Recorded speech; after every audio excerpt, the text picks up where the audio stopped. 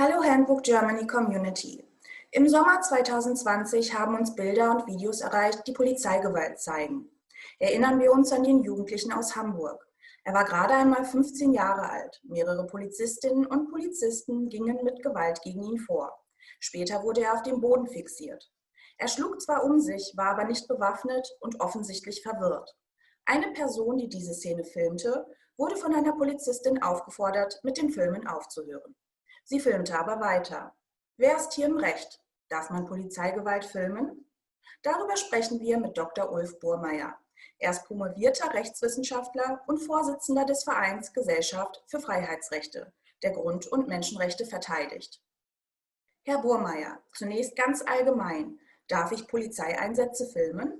Im Prinzip kann man Polizeieinsätze filmen. Aufpassen muss man allerdings bei Tonaufnahmen. Tonaufnahmen sind nur erlaubt, wenn sich die Polizistinnen und Polizisten in der Öffentlichkeit äußern, weil es strafrechtlich verboten ist, das nicht öffentlich gesprochene Wort eines anderen aufzuzeichnen. Könnten Sie Beispiele dafür nennen?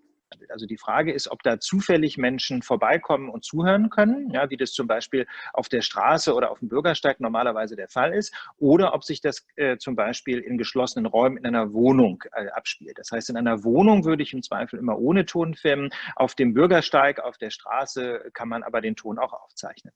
Wenn das Filmen von Polizeieinsätzen erlaubt ist, darf ich auch illegale Handlungen der Polizei filmen, wenn sie zum Beispiel Racial Profiling anwendet, wobei sie eine Person ohne Anlass nur aufgrund ihrer Haut- und Haarfarbe kontrolliert? Also ob die Polizei also nach dem ersten Eindruck legal oder illegal handelt, ist erstmal egal für die Aufzeichnung. Das kann später wichtig werden für die Frage, ob ich diese Bilder auch veröffentlichen darf. Das ist nämlich nochmal eine zweite Frage. Wie gesagt, Filmen ist prinzipiell erlaubt. Eine andere Frage ist, ob man die Bilder auch ins Internet stellen darf. Da gelten nochmal strengere Regeln. Man darf die Bilder aber oder die Filmaufnahmen aber auf jeden Fall als Beweismittel verwenden, zum Beispiel in einem Verfahren, wo gegen diese Polizisten ermittelt wird.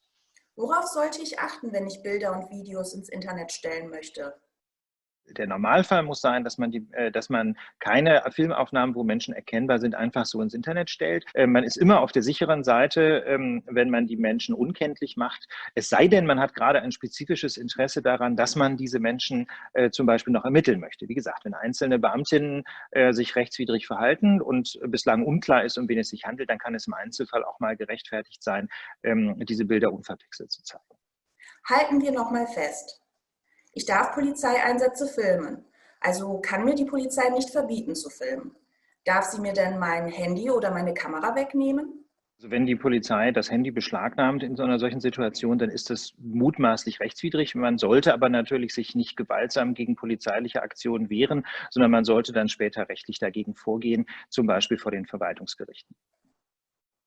Eine abschließende Frage. Was bringt es, Polizeigewalt zu filmen?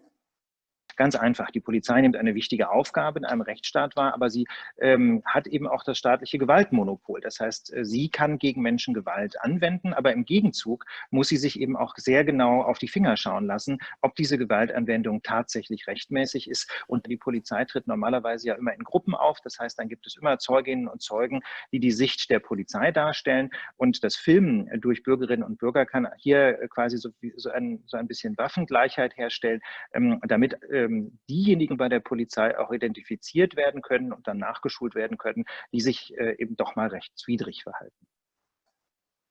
Vielen herzlichen Dank, Herr Burmeier, für dieses aufschlussreiche Interview und danke, dass Sie bei uns waren. Sehr gerne.